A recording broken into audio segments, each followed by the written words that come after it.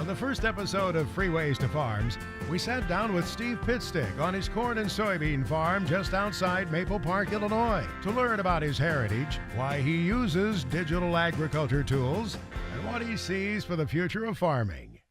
Talk about your dad. If somebody asked you about him, describe him and what you might have inherited from him. An early adopter of most technologies, mostly on the machinery side.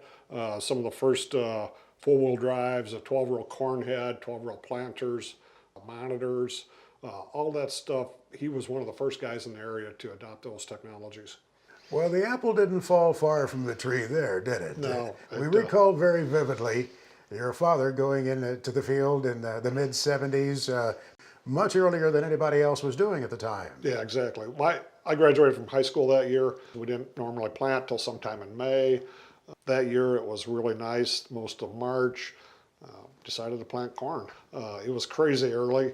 It had a little frost. It was highly talked about in the newspapers, a lot of press on it. Everybody thought it was going to fail. There's no way you can plant corn that early. And now, he was ahead of his time. Now we plant corn anytime after the 10th of April. Just a standard, not even thought about. It had a lot of neighbors pointing fingers. Oh yeah, everybody drove by slow, watching it, thought it was going to fail. We see that a lot in technology. Anytime we do something new, there's always the naysayers that don't want to change. But in a couple of years, everybody, after they see it doesn't fail, they grab onto it and go. You relived that experience with your dad before he passed. You went out to the field and you planted in March. Yeah, 2012, very similar type spring, warm very early. We were able to get in the field about the same time, so we thought, let's recreate this.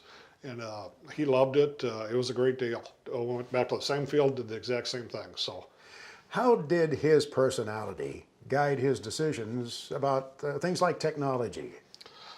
yeah, I think it was just a gift of intuition, being able to see what we needed, being able to envision where we needed to go as an industry. It was a different environment back then. We didn't have Twitter, we didn't have Facebook, we didn't have the exposure. It was just a once-a-month magazine that we got exposure from, but he stayed in the connected circles. The kids are the grandkids. Talk about their involvement and what they do in the farming operation. Yeah, my son Dale is actively involved in the farming operation.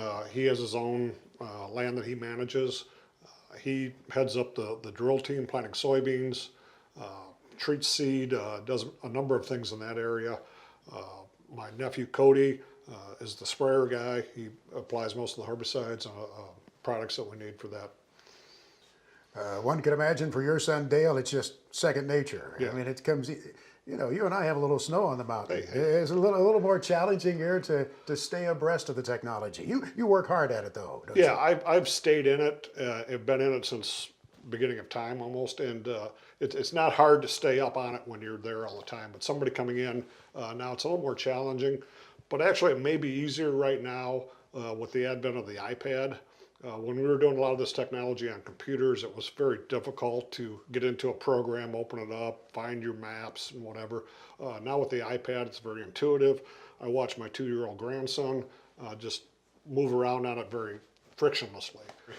Do you ever ponder what it would have been like had your dad or your grandfather had at their disposal this kind of technology tool? Even myself, if I go back 15 or 20 years, I think about all the things that we did wrong.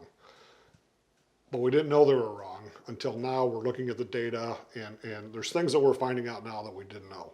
Up until the last year or two, we didn't know our planter performance until the corn came up.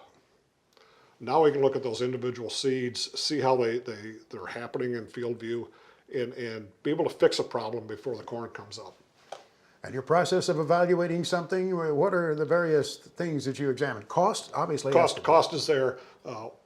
In technology, I'm kind of looking at two different types of ag technology. There's visible technology and then there's invisible technology. So the visible technologies are like auto steer, swath control, Roundup Ready seed. It's things that your neighbors judge you on.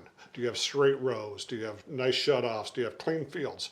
Those technologies are adopted very quickly because somebody's watching you.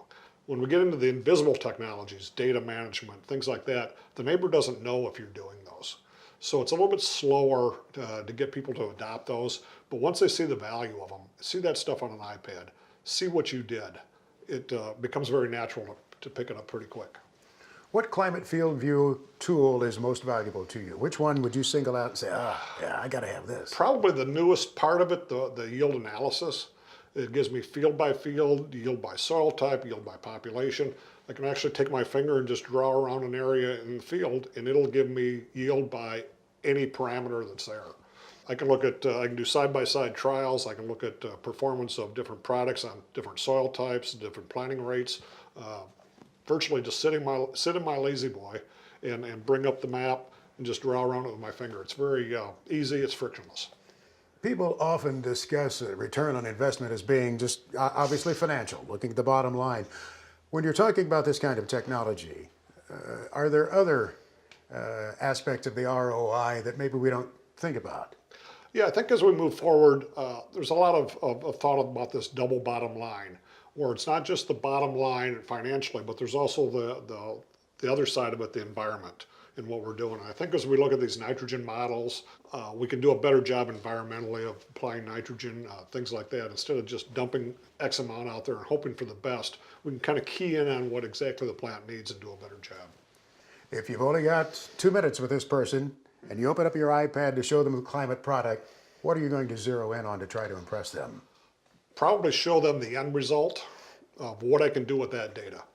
I can look at performance of different hybrids on different soil types, things like that, because being able to look at the end goal of what you want to do with this drives them to collect the data. We started yield mapping in 1996. Saw a lot of things with the yield maps, but didn't know what was happening. So we kept collecting it, but didn't go anywhere. So we're starting to do a better job of capturing data. And once I started capturing yield data, then I started looking at capturing all of the data of every operation that I do in the field. Sprayer applications, at some point we're going to do tillage, grain cart traffic patterns, all that stuff, because it all has an influence on yield. As you look around here, there are signs of your father still around here. Oh, yes. Pretty obvious. Yes. What kind of a legacy do you want to leave at the end of the day? You ever think about that, Steve? Trying to make the industry better. Just trying to bring the things. I think there's a lot of, in this fast-changing technology world, there's a lot of things in tech. Those people in tech don't know about farming. I know a lot about farming, but I don't know the stuff in tech. And being able to bring those two together and merge that kind of stuff, and we can go to a better spot down the road in agriculture. Some families pass down heirlooms from generation to generation, but the Pitstick inheritance is more than that. It's a mindset to push the envelope and discover the potential for better farming. But that's just one perspective. The farm down the road may have an entirely different story. And it just so happens that down the road is where we're headed. Next time on Freeways to Farm.